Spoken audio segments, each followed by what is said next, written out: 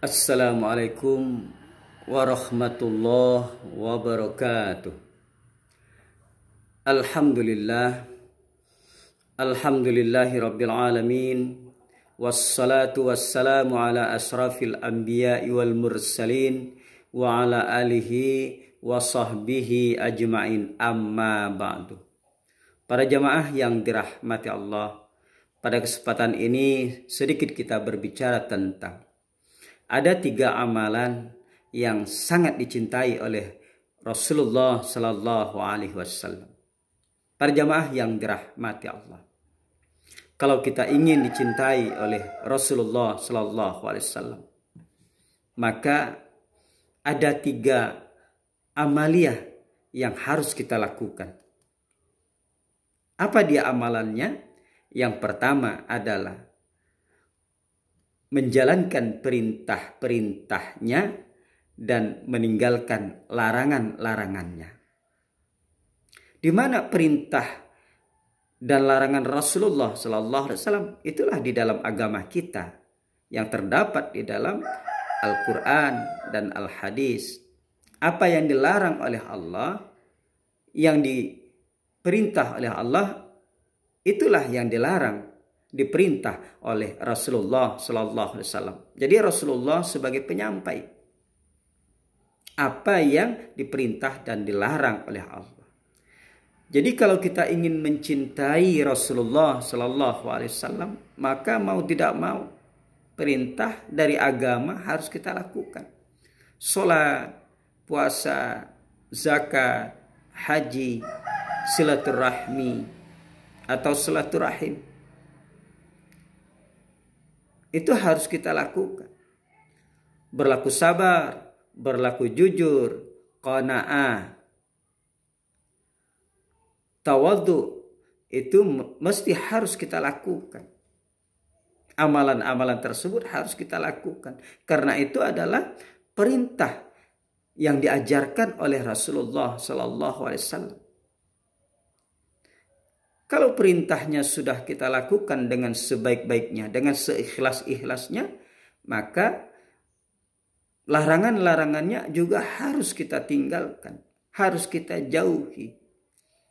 Kita dilarang mencuri, dilarang menipu orang, dilarang memfitnah orang, dilarang sombong, iri, dengki, dilarang kita riya, sum'ah. Maka mau tidak mau, kalau kita mencintai Rasulullah agar dia cinta kepada kita, maka hendaknya kita jauhi larangan-larangan yang dilarang oleh Rasulullah Sallallahu Alaihi Wasallam. Para jamaah yang dirahmati Allah, yang kedua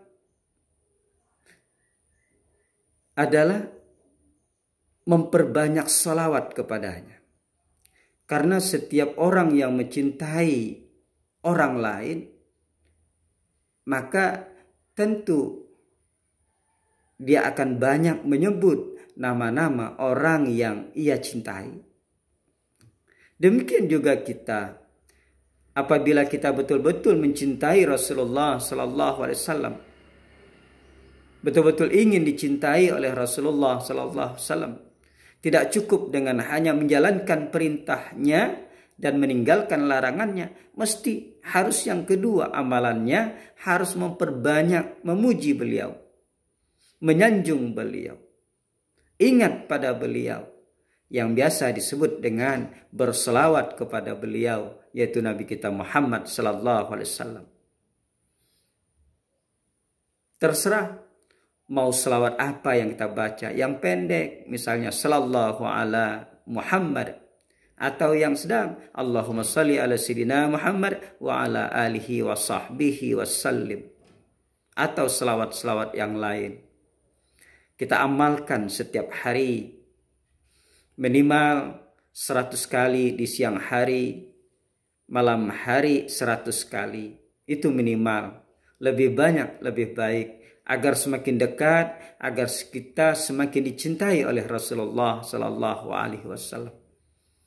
Tapi kalau dapat bagi para jamaah semua ingin mengamalkan selawat, harus didapat, harus minta diijazahkan kepada guru-guru kita agar menjadi berkah di dunia, lebih-lebih lagi di akhirat nanti.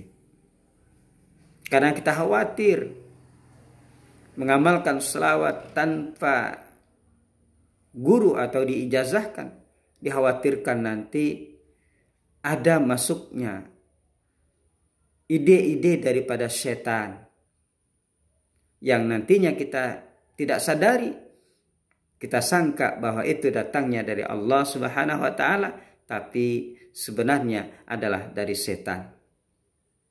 Jadi kalau mau mengamalkan selawat, ya mintalah kepada orang-orang yang telah diberikan ijazah untuk mengajarkannya. Perjamaah yang dirahmati Allah. Yang ketiga, tidak cukup kita menjalankan perintah dan meninggalkan larangan-larangan dari Rasulullah, kemudian memperbanyak selawat, itu belum cukup. Kalau belum yang ketiga kita lakukan. Apa yang ketiga amalannya? Yang ketiga itu adalah kita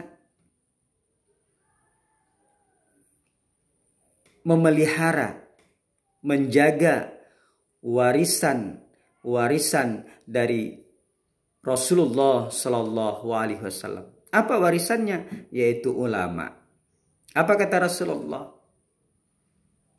Al ulama warasatul anbiya. Para ulama itu adalah pewaris para nabi. Jadi ulama itu adalah yang mewarisi ilmu nabi. Maka mau tidak mau, kalau kita mencintai Rasulullah Sallallahu Alaihi Wasallam agar dia cinta kepada kita, maka kita ikutilah ulama. Ulama itu ada dua. Ada ulama yang zahiriyah, ada ulama yang batiniyah. Atau yang batin, ada ulama yang zahir. Nah, maka kita harus menuntut ilmu kepada mereka, kepada ulama yang zahir dan kepada ulama yang batin, sehingga ilmu kita ada yang zahir dan juga ada yang batin. Kemudian warisan Rasulullah juga ada, yaitu anak keturunannya. Kalau istilah kita sekarang, ya habib. Para habaib itu adalah keturunan dari Rasulullah Sallallahu Alaihi Wasallam. Maka kita kalau mencintai Rasulullah, maka cintailah juga keturunan dari Rasulullah Sallallahu Alaihi Wasallam. Kalau orang Sambas menyebutnya para habaib, itu adalah wan.